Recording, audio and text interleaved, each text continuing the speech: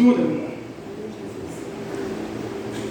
eu quero que você abra sua Bíblia na segunda carta de Paulo ao jovem Timóteo, capítulo de número 3.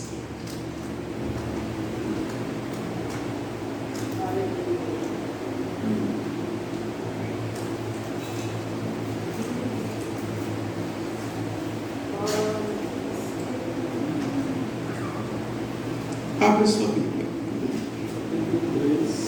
Capítulo 3, a partir do versículo 1 a 5.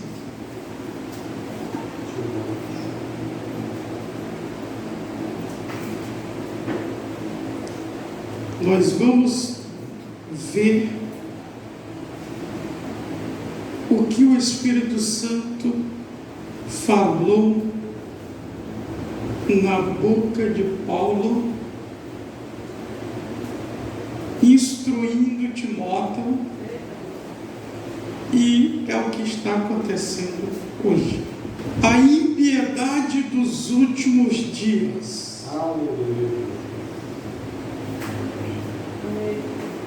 Esse é o tema deste capítulo 3 da segunda carta de Paulo a Timóteo. Sabe, porém, isto, que nos últimos dias sobrevirão tempos trabalhosos. Em algumas outras traduções fala difíceis, porque haverá homens amantes de si mesmo, avarentos, presunçosos, soberbos, blasfemos, desobedientes a pais e a mães, ingratos, profanos, sem afeto natural, irreconciliáveis, caluniadores, incontinentes, cruéis, sem amor para com os bons, traidores, obstinados, orgulhosos, mais amigo dos deleites do que amigos de Deus, tendo aparência de piedade, mas negando a eficácia dela. Destes, afasta-te. Porque deste número são os que introduzem pelas casas e levam cativas mulheres nécias, carregadas de pecados, levadas de várias concupiscências, que aprendem sempre e nunca podem chegar ao conhecimento da verdade.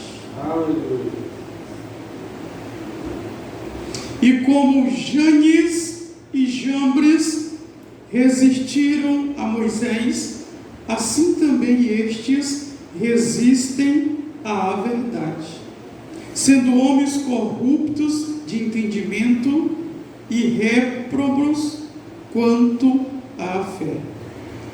Não irão, porém, avante, porque a todos será manifesto o seu desvario, como também o foi o daqueles. Tu, porém, tens seguido a minha doutrina, modo de viver, intenção, fé, longanimidade, caridade, paciência. Amém. Só até aí. Sente-se. Muito obrigado por estar em pé juntamente comigo, para nós lermos e refletir esse texto tão presente tão atual. Queridos, eu não sei se você sabe, mas Paulo, ele foi um instrutor, foi um mentor, foi um abasilador do ministério de Timóteo. Começou com a avó de Timóteo, Loide, deu prosseguimento a Eunice, a sua mãe, e aí ele recebeu a instrução acerca do ministério de Paulo. Então Paulo foi um mestre para ele, e diz a história que aos seus 21 anos Timóteo assumiu a igreja que estava na cidade de Éfeso. Olha para você ver o quanto valeu a pena o ensinamento da avó, o ensinamento da mãe e o ensinamento do apóstolo Paulo sobre a vida dele. Queridos, só para você ter uma ideia, olha o que o Espírito Santo mostrou para Paulo nos seus dias. É como se esta mensagem aqui do capítulo 3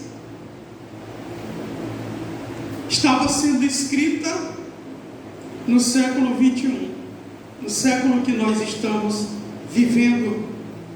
Você pode ver tudo aquilo que ele relatou para Timóteo, é o que está acontecendo. É o que está acontecendo.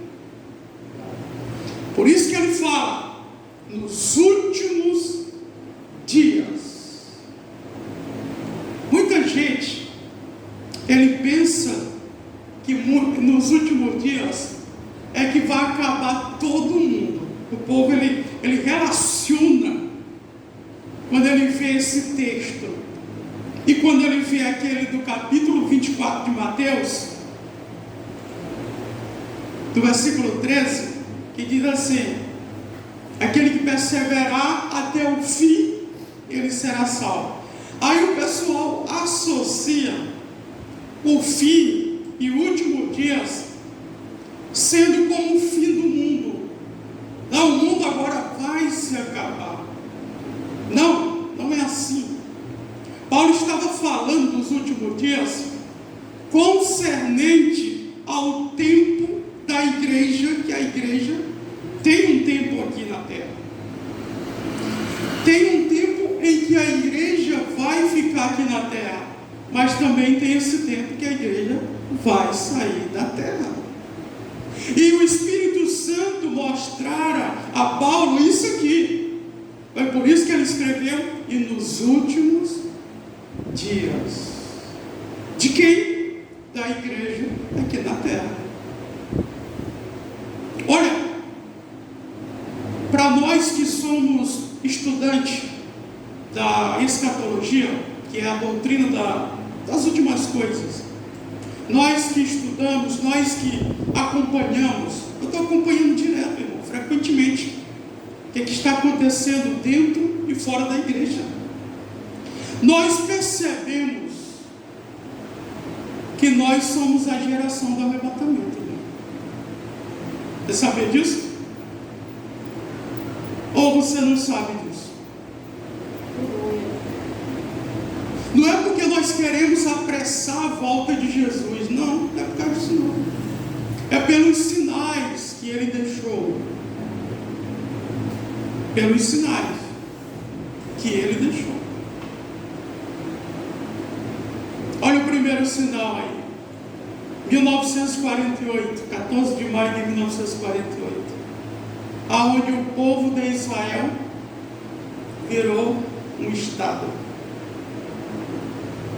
Olha outro sinal aí. Todos os judeus que estão espalhados no mundo estão voltando para Jerusalém. Mas por que, pastor? porque está perto do terceiro sinal acontecer. A reconstrução do terceiro templo. Você sabia que todos os utensílios do templo já foram feitos? Só para você ter uma ideia, se você for em Israel, você vai ver no meio da praça, numa cúpula de vidro blindado, o menorá, que é o caxal, 45 quilos de ouro puro batido está lá. A veste do sumo sacerdote, você sabe qual é o preço dela? Quase 800 mil. As trombetas de prata já estão lá. As harpas também já estão lá. Tudo que o Antigo Testamento fala sobre os utensílios do tabernáculo, do templo, de dentro do templo, já estão sendo construídos. Está agora para este ano. Eles vão construir uma via que vai dar acesso ao lugar do templo. Isso, que é ali o lugar do templo, é na mesquita islâmica. O que Paulo falou para esses últimos dias, o que Paulo viu pelo Espírito Santo, ele viu que são tempos difíceis, irmãos, que nós estamos vivendo. Olha para você ver, o Brasil ele está debaixo de uma nuvem negra diante desse governo que está aí, que ganhou na sabotagem. Está aí. Aonde eles mandaram já uma carta para a ONU desconhecendo Israel, porque o comunismo não aceita que Israel é um Estado. Já mandaram para lá. Olha, o Brasil, nesses 4 anos, não reconhece Israel como Estado. Aí a maldição vem para onde, irmão? O Brasil. O Brasil. Porque Gênesis capítulo 12 tem uma promessa lá no versículo 3. Abraão, aqueles que te amaldiçoarem serão malditos, mas também aqueles que te abençoarem serão benditos. Então Paulo ele viu isso, tempos trabalhosos,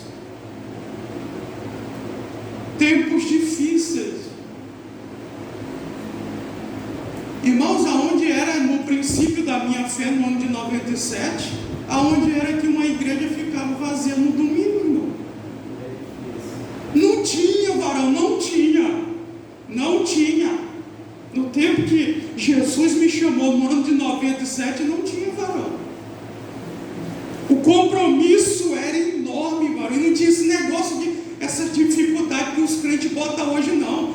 Os irmãos, eu evangelizava até 2, 3 horas da manhã no evangelismo noturno. Quando chegava a escola bíblica dominical, começava às 8 horas, antes das 8 horas, eu estava já na casa de Deus. Terminava a escola dominical, e aí, muitas vezes ia se reunir com outras pessoas para estudar a Bíblia. Quando não, ia ali almoçar. Quando era tarde, tinha evangelismo. E quando era 19 horas, antes das 19, já estava aqui no ponto de novo. Aleluia.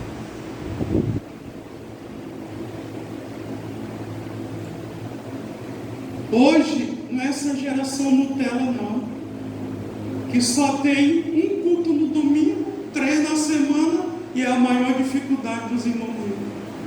Então a geração Nutella, irmão. Nutella, porque não tem compromisso, é cheio de frescura. Cheio de frescura. Por isso que Paulo viu esse tempo aqui, ó, que nós estamos vivendo. Agora eu digo para você, você só vai chegar até o fim, eu só vou chegar até o fim, se a gente bater de frente com esse sistema, com esses crentes carnais que a gente topa, com esses crentes sem compromisso, que a gente topa. Se você andar igual eles, você vai parar onde eles vão parar. Agora, se nós firmarmos um compromisso, não com o homem, não com a denominação, mas com Deus, Deus, eu vou andar na contramão daqueles que não têm compromisso contigo. Eu vou falar a tua palavra, a tua verdade, não aquilo que o povo quer ouvir. Eu vou pregar a tua palavra, igual no tempo do profeta Ezequiel. Deus alertou ao profeta Ezequiel: olha, esse povo aí é um povo de dura cerviz. Tu vais falar, mas eles não vão ouvir. Pois é, mas tem que falar. Tempos trabalhosos. Hoje as pessoas querem amar mais as coisas da carne, irmão. Você pode ver. Quando eu digo isso, irmão, eu estou me referindo ao pessoal dentro da casa de Deus, no arraial. Não estou falando do ímpio, não. Que esse aí já faz a vontade do capiroto faz muito tempo. Estou falando dentro do arraial. Dentro daqueles que estão na casa de Deus.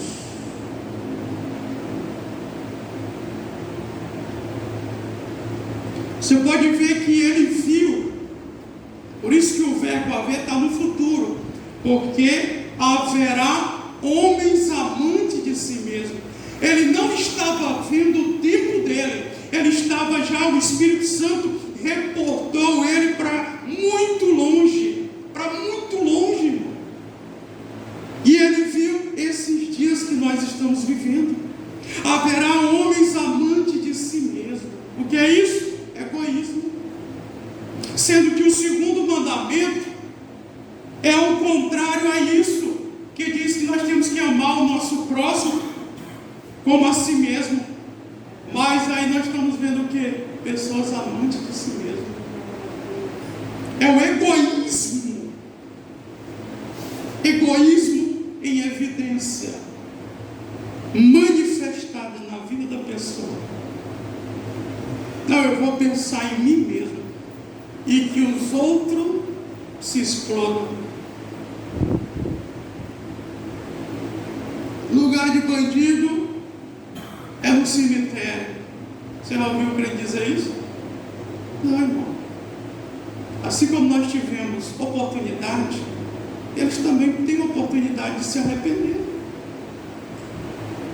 Têm oportunidade. São pessoas egoístas que só pensam nele, só no umbigo deles.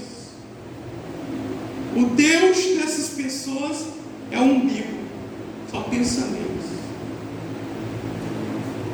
Um dia um amigo meu disse assim: no dia que eu comprar um carro, eu vou dedicar ele na obra de Deus. Nada a ver, irmão. No dia que ele conseguiu, e um carro não foi nem novo, foi de segunda mão ou terceira, e nunca botou esse carro na obra de Deus.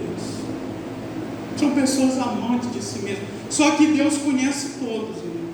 Deus conhece cada coração. Deus, ele conhece a intenção do nosso coração. Ele conhece, ele sabe quem são os amantes de si, os egoístas, e quem são aqueles que têm um coração aberto para amar. E isso está correlacionado com aquilo que Jesus disse no capítulo 24 de Mateus. E por se multiplicar a iniquidade, que é o pecado, e já se aumentou e está alastrado para todo lugar, o amor de muito se esfriará. E esse amor aqui, irmão, não é o mundo. Porque o amor do mundo, o mundo não tem amor. Não tem amor. Você pode ver na escola, quando começa uma briga, a pessoa vem ao invés de apatar, não, eles ficam incentivando. Ai, briga mesmo, dá uma porrada, esfaqueia, mata. Isso aí é amor. O outro: não, eu matei a minha esposa. Aí o repórter perguntou: mas por que você matou a sua esposa? Não, foi por amor. Aí eu: eita, amor. O amor que Jesus disse, o amor é dentro da casa de Deus, irmãos. São aqueles que dizem com a boca, mas outra coisa é provar com as ações que ama. Jesus está falando do povo dele. E por se multiplicar a iniquidade, o amor de muitos esfriarão. Quando Paulo disse isso aqui, olha, nos últimos dias haverá pessoas egoístas, pessoas amantes de si mesmo. E eu e você, nós temos que lutar de dia e de noite, de noite e de dia, para que a gente não entre nesse grupo aqui, apegado com as coisas e não com as pessoas, valorizando as coisas e não a alma das pessoas. Porque se isso tomar de conta da minha e da tua vida, você não vai mais pensar em mais ninguém. Você vai pensar só em você mesmo. E olha lá, você vai pensar na sua família. Porque o egoísmo vai consumir a pessoa. Aí ele fala no segundo grupo de pessoas. Ele fala de avarentos. Avarentos são aquelas pessoas, irmãos, que não têm prazer em contribuir. É a maior dificuldade. Eles estão presos ao dinheiro. A pessoa não dizima, a pessoa não oferta, estão presos. Aí para as coisas que é para comprar para ele, aí é liberal. Aí o bolso dele fica liberal, ainda fica devendo. Consegue, o salário mínimo que ele ganha, ou mais de um pouquinho, não consegue nem pagar nem um mês de tanta coisa que ele comprou. Agora, quando é para as coisas de Deus, para financiar a casa de Deus, a obra de Deus, os utensílios que precisa, aí a pessoa tem uma dificuldade enorme. São avarentos, são amantes ao dinheiro, são amantes a si mesmo. Amante a si mesmo. Não, eu compro para mim. Não, eu quero que a minha casa seja melhores utensílios, melhores móveis, tudo. Para a obra de Deus é a maior dificuldade. Aí as pessoas dessas, elas querem ter um recurso maior. Irmãos, para uma pessoa avarenta, se ela não consegue ajudar a obra de Deus, que ganha pouco, quanto mais se ela ganhasse 10 mil por mês, irmão, 100 mil por mês, aí é que não ajudava mesmo, irmão. Se não consegue se desprender nem daquilo que é pouco, quanto mais do alto. Quanto mais de um número, de um valor maior. Irmãos, não seja avarento. Não seja apegado ao dinheiro, não, irmão, porque tu morre e o dinheiro fica. E tu morre e tu não promove para que a obra de Deus vá mais adiante. Mais adiante. A terceira classe que ele fala aqui, os presunçosos, também são aquelas pessoas que elas esquecem do próximo. Ela age dentro da presunção. Elas não acreditam e não estendem a mão para ajudar o próximo. Uma pessoa presunçosa, ela vai pensar também em si. Vai pensar em si também. Ela vai priorizar a sua vida. Ela não vai priorizar a do próximo. Ela não vai estender a mão para o próximo. Não vai. Por quê? Porque a presunção é que toma conta da vida dele. Não é Deus. Quando você e eu, nós fomos guiados por Deus, pelo Espírito Santo, quando nós temos lugar para Ele trabalhar em nós, vai ter momento que Ele fala assim para nós, dê isso aqui para fulano de tal. O presunçoso, ele não consegue perceber a voz do Espírito Santo. Por quê? Porque ele endurece o seu coração e não consegue ouvir. Agora o liberal não. liberal que pensa no próximo, ele facilmente, ele vai ouvir a voz do Espírito Santo e vai dizer: ajuda fulano de tal.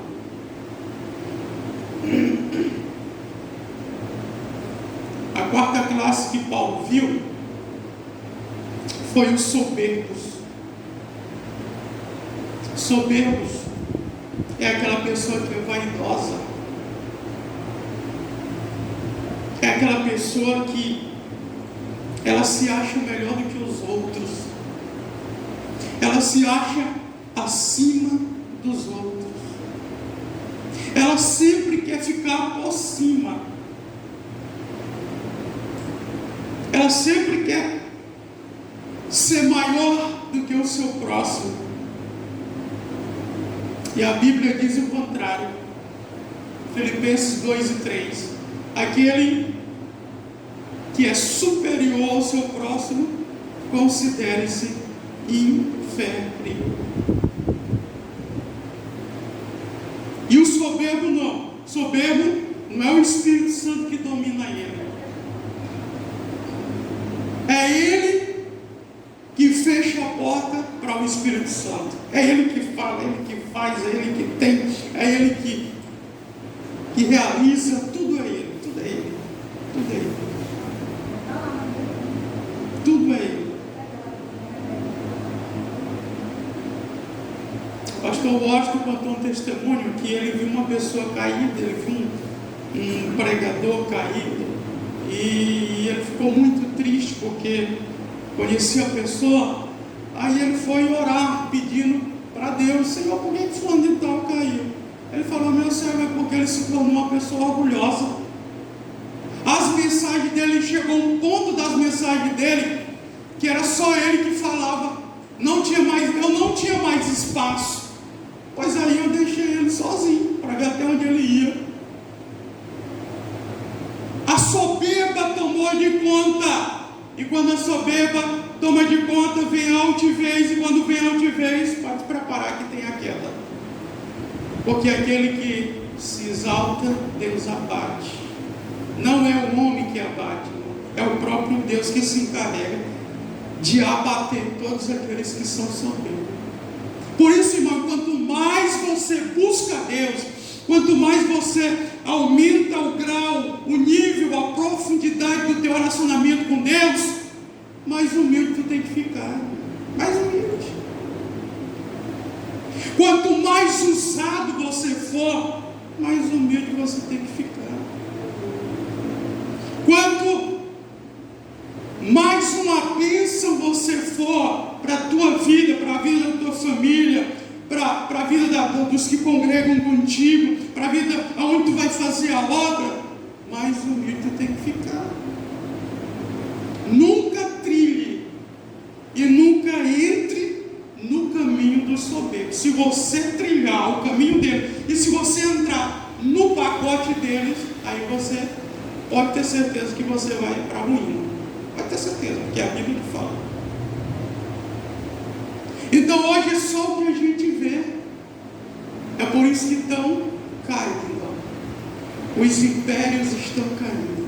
As pessoas soberbas dentro da casa de Deus estão caindo. Os que pensam que são alguma coisa, os que acham que são alguma coisa, aqueles que dizem que é eles que fazem, Deus deixa eles sozinhos. E aí aquela, ó, são os vaidosos. Não, é eu mesmo que sei, é eu mesmo que faço, é eu mesmo que tenho, é eu mesmo que realizo, executo, sou eu mesmo, eu sou o melhor. Sempre o eu, colocando o eu. Quando a pessoa é humilde, ela não coloca o eu, ela coloca Deus. É diferente. Então, Paulo viu isso, muitos soberbos. Você pode ver que não está no singular, está sempre no plural, porque são muitas pessoas. E quando você encontrar com um soberbo, irmão, afaste-se dele.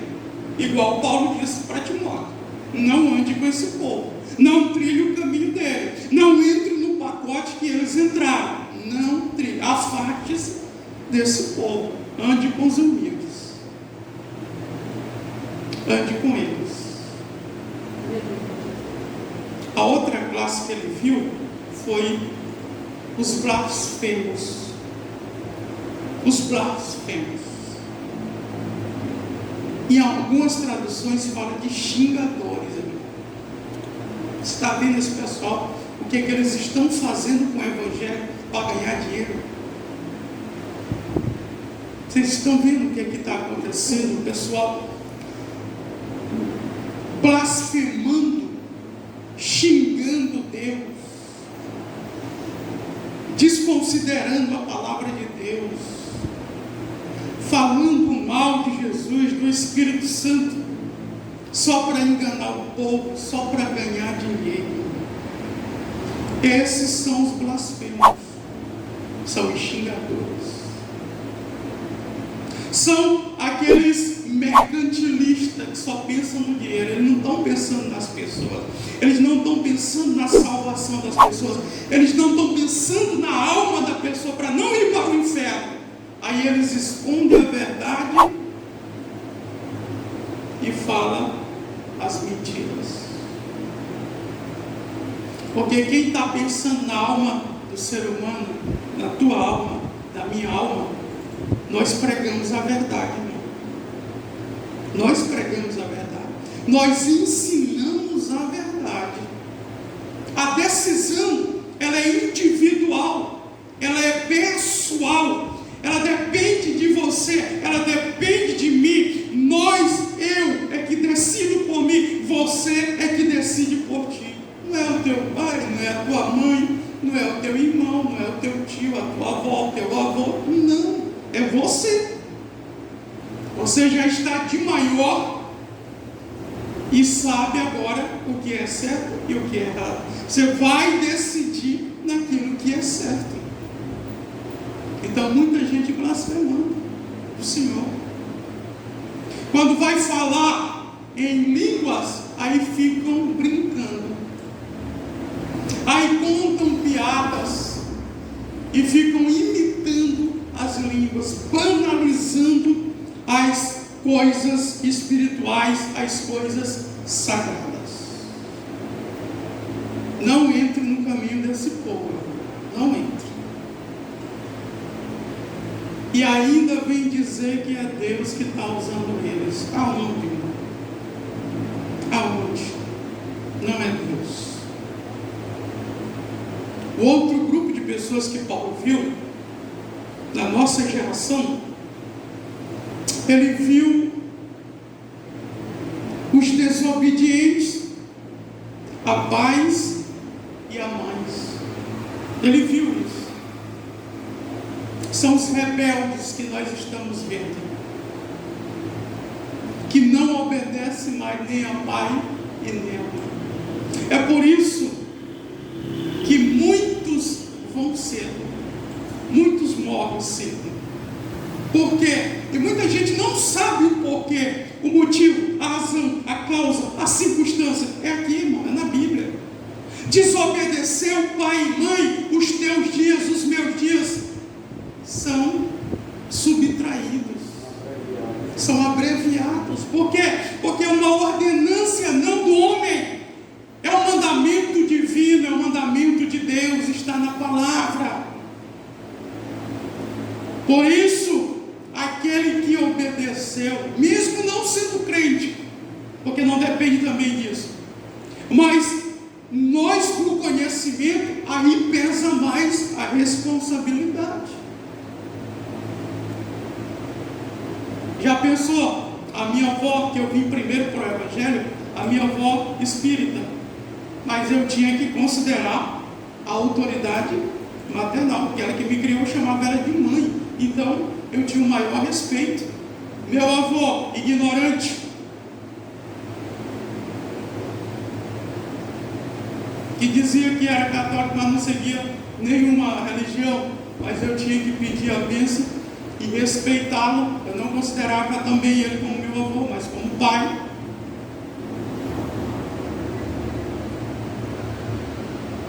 E graças a Deus, até quando a minha mãe estava viva do mesmo jeito, o meu pai biológico também, quando estava vivo, do mesmo jeito.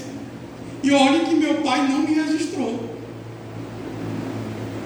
Se você olhar na minha identidade, não tem o nome do meu pai, só da minha mãe.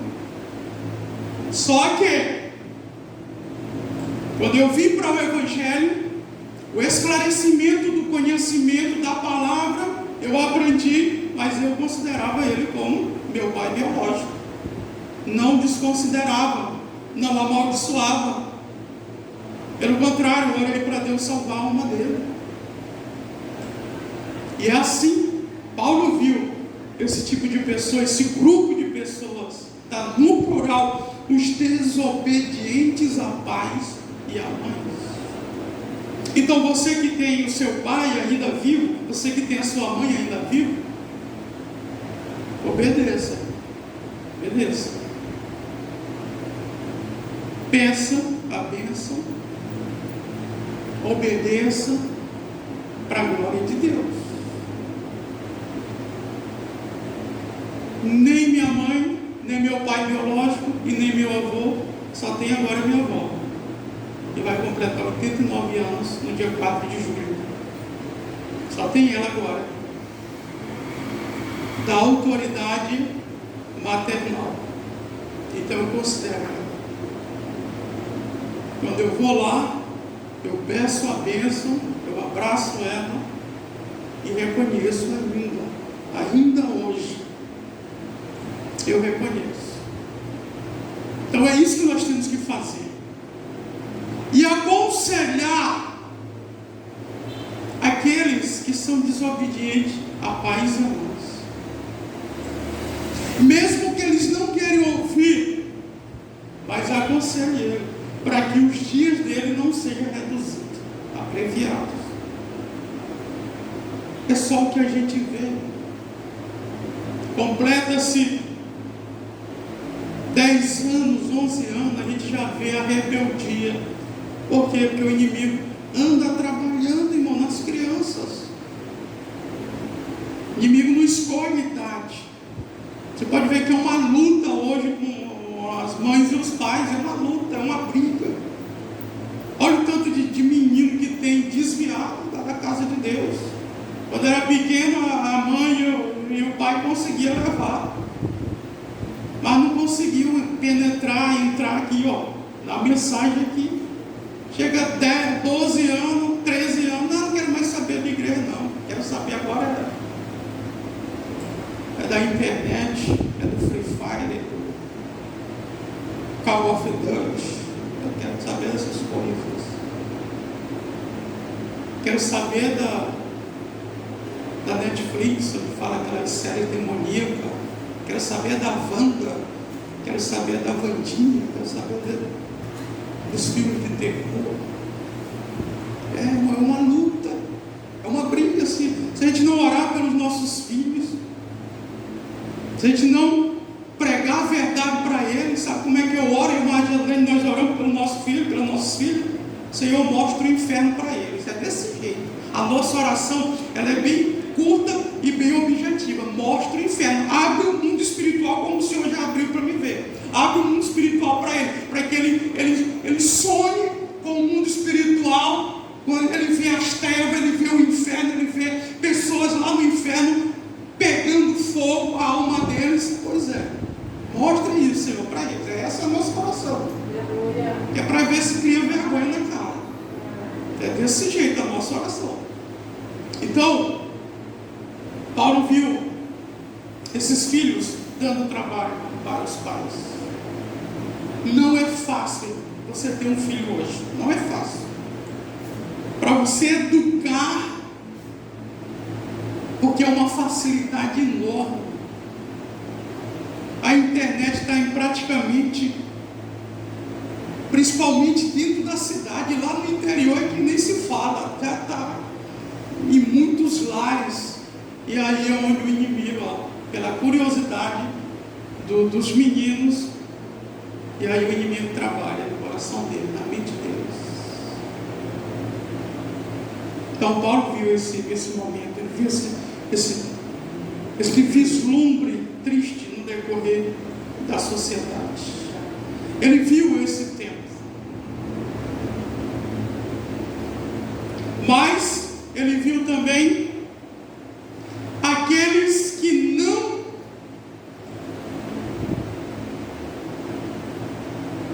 não são gratos. Ele viu aqueles que são ingratos.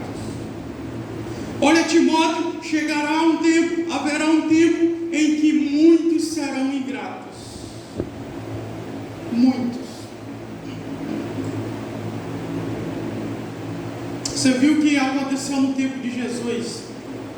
Jesus curou 10 leprosos e aí só um voltou para agradecer.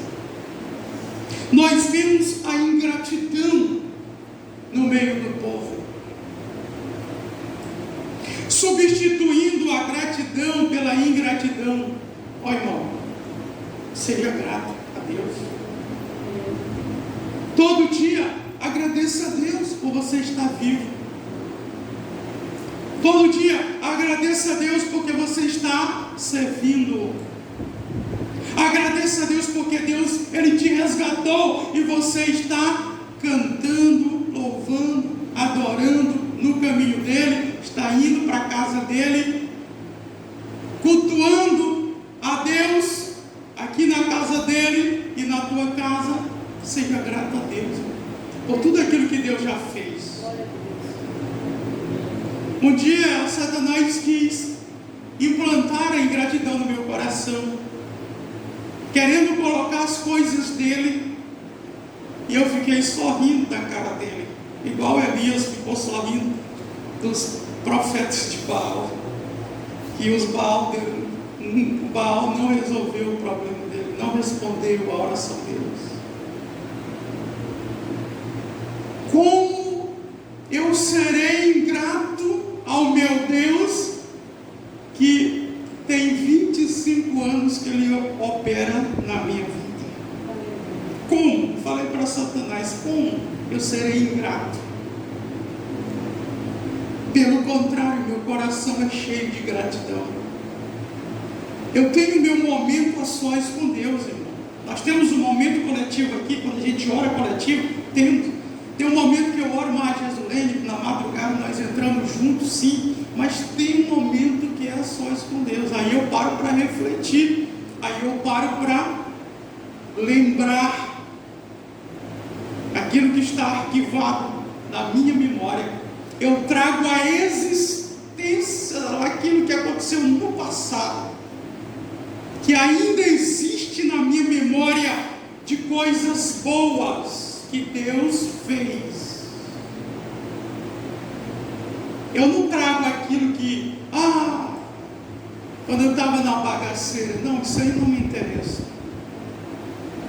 A Bíblia diz em Lamentações 3, no capítulo 3 e o versículo 21, que nós temos que trazer à memória tudo aquilo que nos traz esperança, aquilo de bom, aquilo que vai levar você a algo no futuro, porque esperança é aquilo que você espera. Se você está esperando, você não tem no exato momento. Aí eu trago na memória aquilo que Deus fez nos anos anteriores. Aí eu reflito no que Deus está fazendo no tempo presente. E aí também eu vou esperar aquilo que Ele fará ainda na minha vida e através da minha vida. Então nunca deixe a ingratidão tomar de conta da tua vida. Nunca. Quando Deus usar uma pessoa para te abençoar, para fazer algum benefício para você ou para a tua família, é Deus usando essa pessoa. Você sabia disso? Para você ser grato. É Deus manifestando, é Deus mostrando para você, para mim, que Ele está cuidando de nós nos mínimos detalhes. Não é porque nós somos melhores do que ninguém, não, irmão. É porque Deus, chega um momento na nossa vida que Deus, Ele reserva, Ele especifica, chega naquele momento ali que Ele vai te abençoar. E aí Ele vai começar a usar pessoas que você conhece e até que você não conhece, mas aquelas pessoas serão canais de Deus. Por quê? Porque Deus já tocou na mente deles, no coração deles: abençoa o meu servo, porque eu estou mandando você abençoar. E aí você tem que ser grato a Deus. Grato a Deus. Aí Paulo viu o contrário, Paulo viu a ingratidão. Muitos ingratos Paulo viu. Olha, muitos ingratos. Aí ele viu também um grupo de profanos. São aqueles que não têm respeito às coisas sagradas. Eles vão profanar. Você lembra o que aconteceu com os 2 filhos de Eli? Você lembra o que aconteceu com os 2 filhos de Arão? Que eram 4, mas 2 Deus matou. Vocês lembram? Porque eles profanaram o que era sagrado. Eles profanaram. Irmãos, conscientize-se.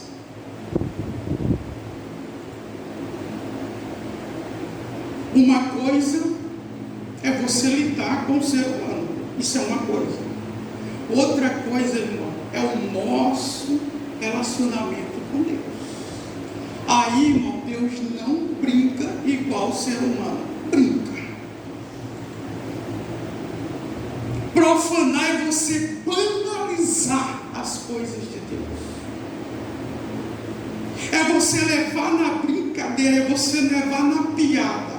É você estar em pecado e fazendo as coisas de Deus, ministrando as coisas de Deus, desvalorizando as coisas de Deus.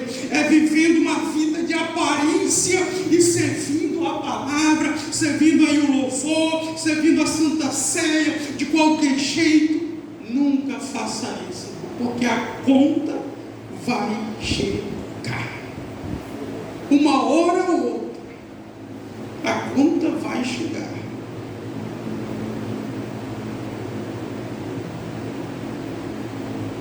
Nós fomos orar por uma tia do meu cunhado, fica bem na divisa, é um povoado, fica na divisa, já fica fora de Belém, faz parte do município de Acará, é uma ilha, lugar muito bonito. E a mulher, na rede, estava fazendo muito calor igual aqui, e as telhas da casa dela, de brasilite ainda, para ajudar o calor, estava cozinhando tudo na beira do rio, cozinhando tudo quente. E depois eu fui descobrir um dos motivos que ela parou ali no câncer. Depois me contaram o filho dela, nós ficamos à parte. O filho dela serve o Senhor, tem um nome bíblico, Abel. E aí, quando seu marido estava vivo,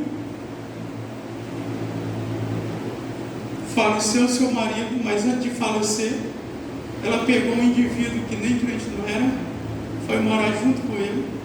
Aí logo morreu o marido, nunca casou, nunca divorciou, a vida ficou bagunçada. Sabe o que foi que aconteceu agora? Esse rapaz que ela pegou, viveu 15 anos, traiu ela agora, porque ela estava acamada, doente, traiu ela com a própria irmã. Nenhum dos filhos aceitaram isso. Mais cedo ou mais tarde, a conta veio. A lei da semeadura. A lei da semeadura. Todos aqueles que estão usando a máscara na casa de Deus, eles serão desmascarados. Todos aqueles que estão profanando, todos aqueles que estão desconsiderando as coisas sagradas de Deus e enganando-se, pensando pensa que eles são dono da casa de Deus, a capa deles, a máscara deles, a vida deles vão cair por terra. Pode ter certeza disso. Pode ter certeza disso. Eles não têm respeito. Quem profana não tem respeito às coisas de Deus. Só que não passa nenhum desapercebido. Não passa. Não passa. Lidar com as coisas de Deus não é igual você estar dentro de uma empresa, não. Você pode até abrir uma empresa, mas aí tu manda, tira quem, bota quem tu quiser, porque a empresa é tua. Agora a casa de Deus não. Tem um dono, e esse dono não fica na terra. Tem muita gente dizendo aí, não, é a minha igreja, o meu povo, tudo é meu, tudo é o eu.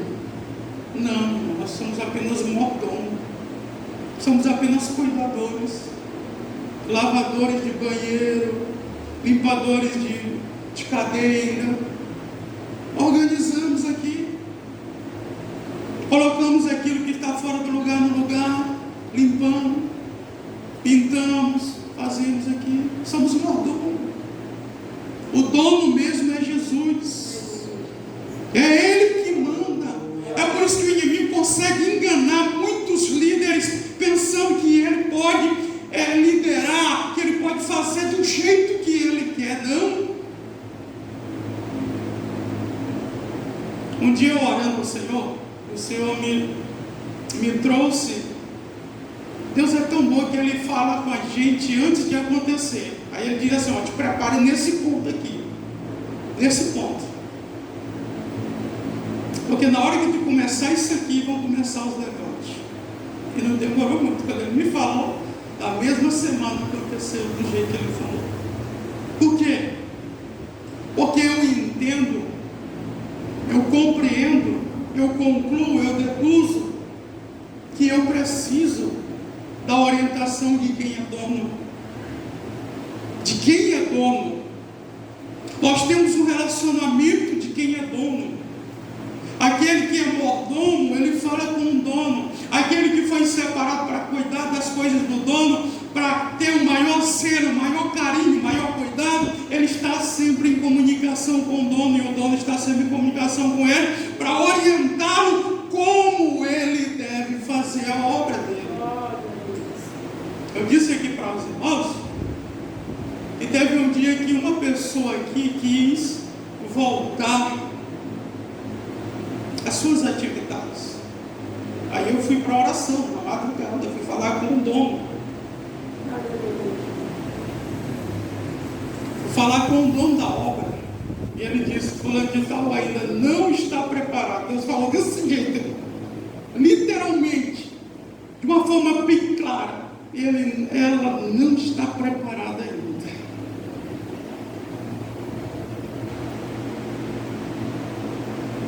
E aí eu fui dizer para essa pessoa, com toda a sabedoria, mas Paulo, ele viu esse grupo de pessoas profanando. Aleluia. Profanando. A gente vê a profanação em vários lugares. E pessoas bagunçadas já quiseram pregar aqui. Não prega, irmão. Eu disse, não prega. Porque eu conheço a tua vida, e tua vida não é uma vida de caráter. E tu acha que eu vou atrair maldição para o povo que Deus deu lá para liderar? Algumas pessoas, irmão, no rol de amigos, quiseram já pregar aqui, mas não prega, irmão, porque eu conheço o caráter. Não tem como. Não tem como. Porque nós temos um compromisso. E esse compromisso, ele está mantido, ele está de pé. Ele não foi esquecido. Eu falei para Deus quando Deus me chamou, Senhor, eu aprendi na cartilha de muitos líderes. E tem muitos líderes, Senhor, que cometeram erros grotescos, brutos, Só que eu vou procurar não fazer do mesmo jeito.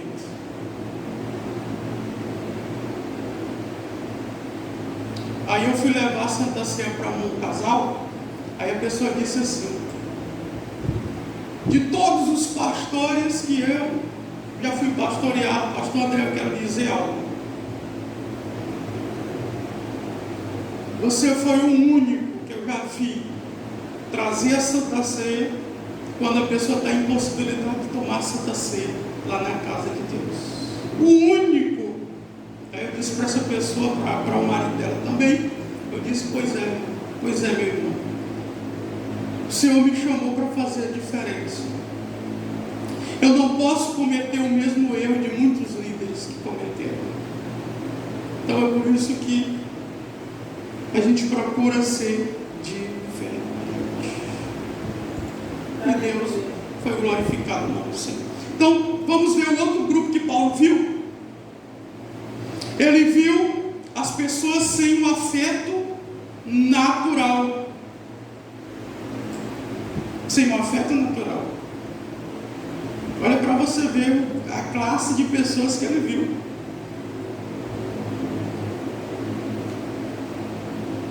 Totalmente mudado. A pessoa mudada.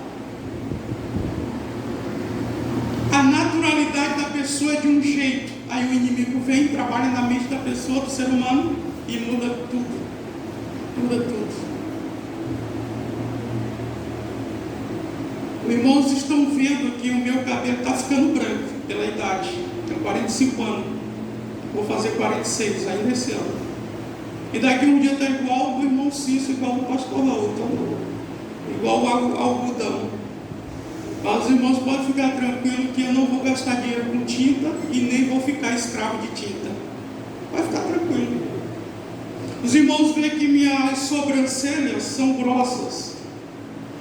Os irmãos podem ficar tranquilos que eu não vou no esteticista e vou afinar igual a mulher afina, não. Vocês podem ficar tranquilos que isso não vai acontecer, não. Se Deus fez grossa desse jeito, é justamente para proteger dos raios beta, gama e ultravioleta que o sol tem. Tudo tem um propósito, tudo tem um objetivo. Eu não posso mudar aquilo que Deus fez, não. Você pode ficar tranquilo que não vai ter essa mudança. Antigamente eu tirava isso aí, pastor, acredita? Sem sabedoria. Porque a dele é emendada, aí eu achava feio. Ah, isso é igual do Cláudio Bandeira. Aí eu tirava aqui, ó. Agora o Senhor me converteu assim, não pode. Aí uma pessoa que mexe com a estética, aí disse: olha, pastor, se o senhor quiser dar uma aplicação nos botox aqui para botar aqui tudo, aí fala: pô, Jesus, ela já sabe, né? Já deu a resposta para ela pensar: não, ele não mexe com isso aí, não. É a idade mesmo. Está avançando a idade, os pés de galinha e tudo. Não adianta. Isso nós não podemos escapar disso. Só que as pessoas não têm mais o afeto natural, de considerar o natural das coisas. Não botar as petreiros que o mundo oferece, que as coisas oferecem. Não. Perderam a afeição. Queridos, o inimigo ele trabalha para mudar as pessoas, mas não para melhor, é para pior. É para a pessoa ficar mais escrava. Porque o inimigo trabalha no engano para levar a pessoa enganada à escravidão.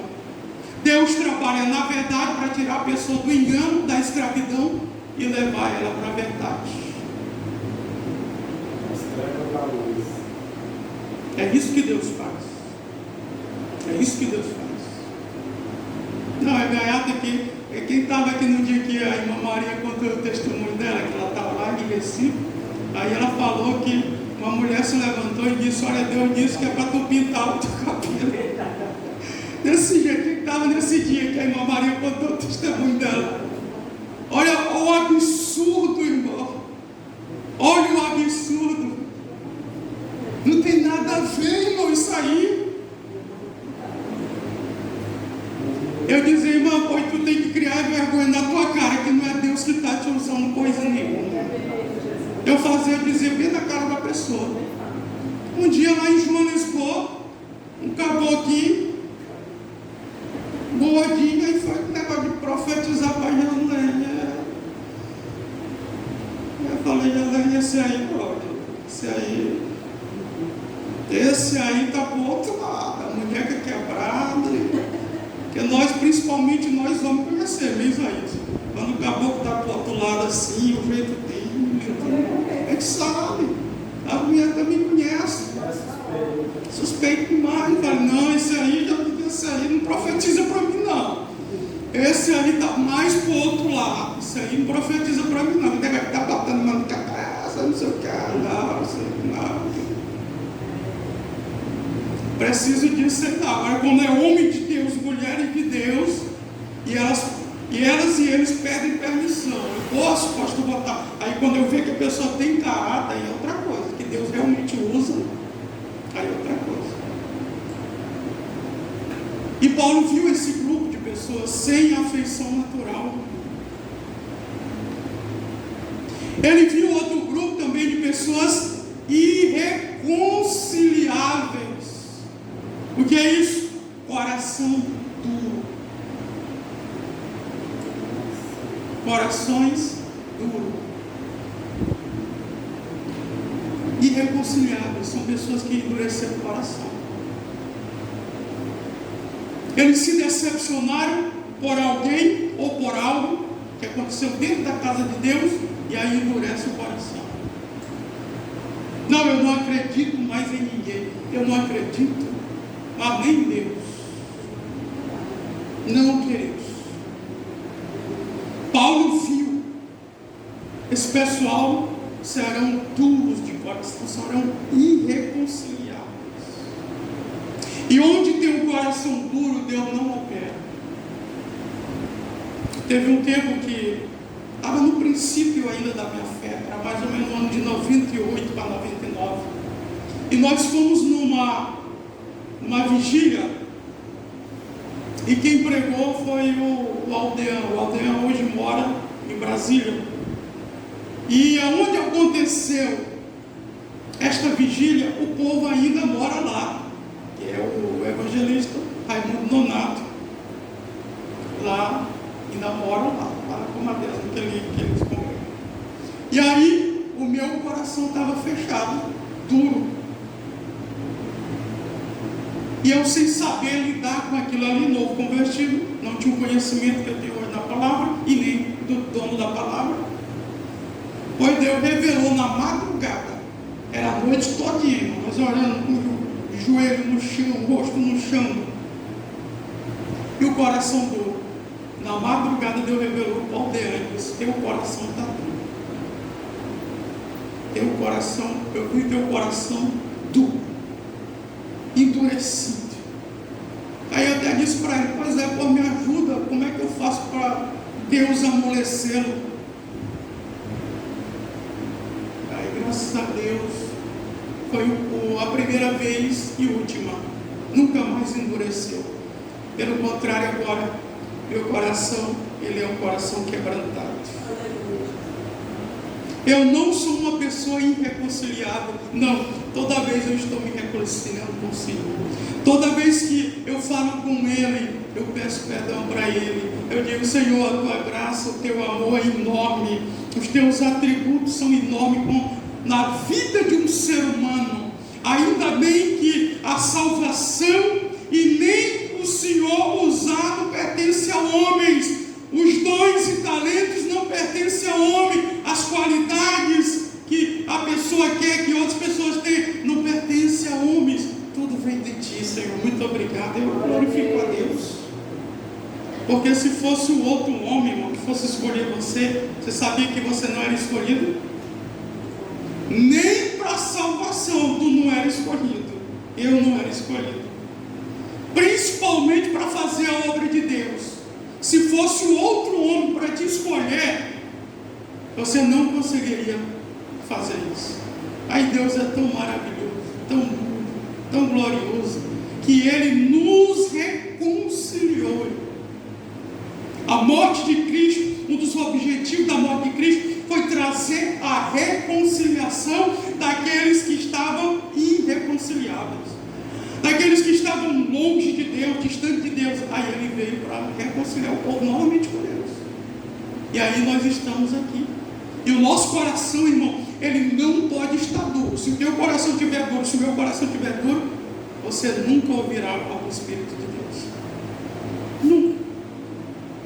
Você nunca chegará ao ponto, o clímax de uma presença gloriosa, manifesta de Deus sobre a tua vida. Um relacionamento interpessoal com Deus profundo, ao ponto de Ele ouvir até o teu pensamento e responder no mesmo momento. Não é tu falando, pensando, e Ele ouvir, e ver, e entender, compreender e trazer a resposta. Porque é um coração reconciliável. É um coração que está quebrantado, contrito. Concluindo, aprende isso aqui. Porque muita gente não sabe porque que Davi foi o único homem na Bíblia, de vários personagens que a Bíblia fala, foi o único homem na Bíblia que foi segundo o coração de Deus. E eu vou trazer uma pregação em cima disso aqui. Em cima disso aqui. 51 de Salmo, versículo 17. Há um coração quebrantado e contrito. A palavra contrito significa arrependido. Tu não desprezarás, ó Deus. O escritor do Salmo 51, Davi. E esse salmo ele foi escrito quando Davi estava no auge. E ele foi escrito porque ele pecou com Urias, contra Deus, mandou matar Urias, e pegou Batseba, a mulher de Urias, e ficou com ela. E deitou-se com ela e teve um filho com ela. Porque Davi sabia, quando ele pecava, ele não perdia tempo, igual muitos crentes perdem tempo hoje. Logo, ele ia para a reconciliação. Nós não estamos falando de consequência. Nós sabemos que todo erro tem uma consequência, mas todo acerto também tem consequência. Bom, estou falando que quando ele cometia o erro, ele corria logo e pedia perdão para Deus. É por isso que ele é o segundo coração de Deus. E eu e você podemos ser segundo coração de Deus, porque quem é segundo coração de Deus é aquele que sabe conquistar o coração do Pai. Eu e você, nós podemos chegar também nessa qualidade. Basta a gente não fingir quando a gente erra. Basta a gente não atribuir como Adão fez quando Deus perguntou onde ele estava. Quem foi que fez ele enxergar a sua nudez? Aí ele começou a transferir a responsabilidade. Não, foi a mulher que tu me deste. Aí a mulher transferiu a responsabilidade. Não, foi a serpente. Eu não gosto de pessoas assim. Eu gosto de pessoas sinceras. Não, quem errou foi eu mesmo. Pronto, acabou. E aí pede perdão. Então, queridos, concluindo, teve muitos outros grupos que nós lemos, que não deu para relatar aqui, que Paulo viu no futuro. Amém? Então, siga em frente. Fácil não é você chegar no céu, eu chegar no céu. Até lá tem uma trajetória. Até lá tem espinhos, tem abrolhos, tem esses grupos aqui manifestam, tem crentes enganadores, tem pessoas dentro da tua família que não quer ver o teu bem, tem tudo isso. E nós temos que passar por cima de tudo e chegar no nosso objetivo final. Então não vende a tua comunhão, não negocie a comunhão, a tua salvação, não vendo, não negocie. Prossiga, irmão, prossiga. Vigie em todo o tempo para o inimigo não encontrar brecha sobre a tua vida, porque se eu encontrar brecha sobre a tua vida, sobre a minha vida, aí ele vai trazer a bagaceira que ele quer trazer. Tá bom?